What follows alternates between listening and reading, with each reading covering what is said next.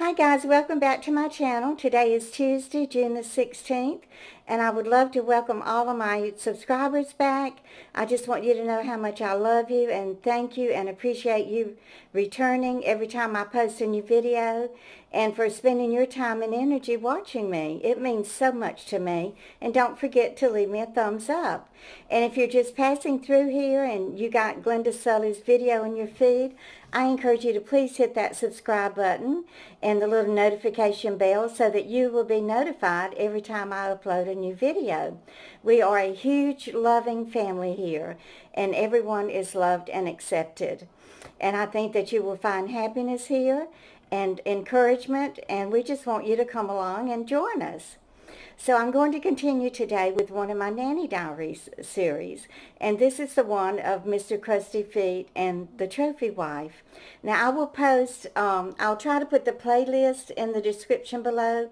If I can't manage to figure out how to do that, I will at least leave some of the previous videos in there so that you can go back and watch them and kind of catch up, because it has been a few months since I've done any Nanny Diaries, and I'm sorry, I apologize for that.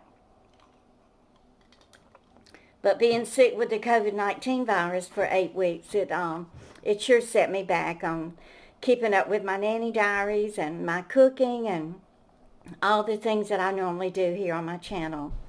But anyway, so I think I had left off at around Christmas time with Mr. Crusty Feet and the Trophy Wife.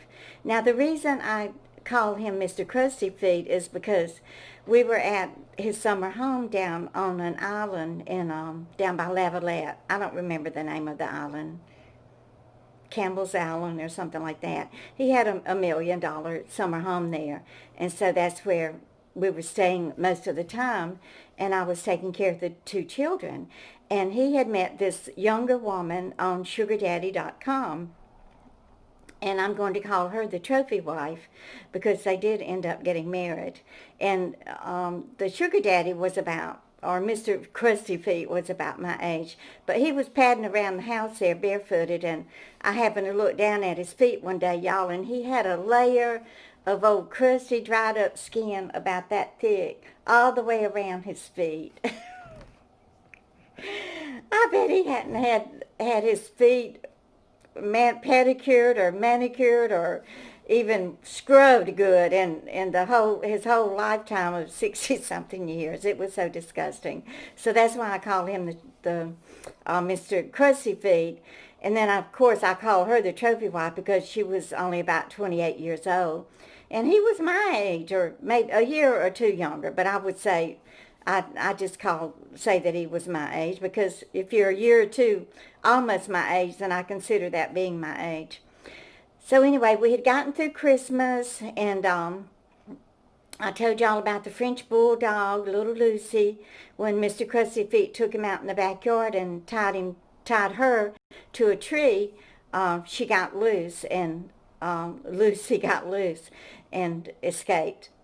Now, whether that was done intentionally or not, I don't know, but they never did find Lucy. But y'all don't worry about Lucy, the little French Bulldog, because she was a gorgeous puppy, and I'm sure that some of those good neighbors there in that wealthy Jersey seaside town took her in and took care of her. But anyway, Mr. Crusty Feet owns some type of security company. I think it's the one where they do the etching on the windshields of the car. And I think when you buy a new car, you're basically forced to pay for it because it's already etched on there. And I know when I bought the, or I think it was when Jill bought her new Honda several years ago, she had to pay extra for the security etching. So I just say Mr. Crusty Feet owned the Etch-a-Sketch company. Now, whether he really had a lot of money or not, I don't know. I did see in the laundry room there were a bunch of shelves in there, and he had canned foods that were from the USDA. So he was getting food stamps or some type of food assistance from the United States Department of Agriculture. So who knows? But anyway, he was getting ready to attend the Consumer Electronics Show in Las Vegas. So we were all planning on going. So they booked the hotel rooms at the MGM Grand, and there was a separate room for me and the two children, and then Mr. Crusty Feet and the trophy wife were staying in a room connecting. You know, there was a door that could be opened and closed in between the rooms. So, I mean, she packed everything. It was in January, but the hotel had a swimming pool, so she packed all of these swimsuits and floaties and summer clothes and water shoes, and I mean, we just had bags and bags and bags of luggage. And Mr. Crusty Feet had gone to Flemington Furs in Flemington, New Jersey, and bought the trophy wife a floor-length fox fur coat. It was gorgeous. It was a gray and white color. So she took that thing, y'all.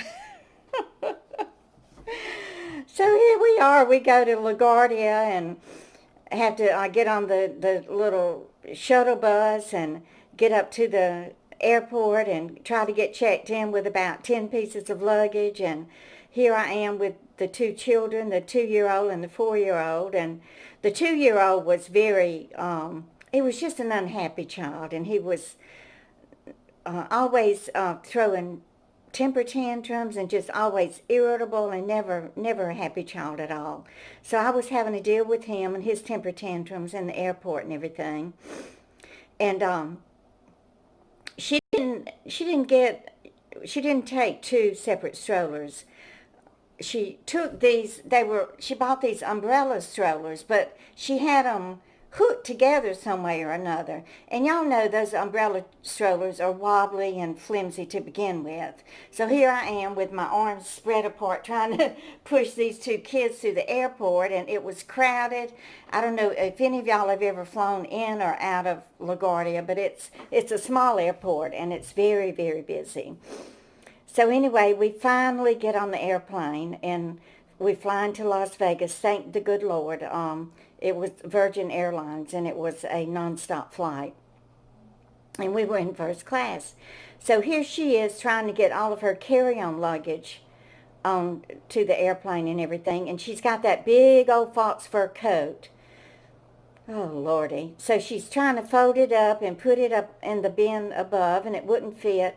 So the flight attendant came by, and he started just pushing it and stuffing it up there. Well, she just flew into a rage and just started telling him off that, he needed to be more gentle with her stuff and everything. And she goes, "I want your badge number. I want your badge number." And so he just gladly gave it to her.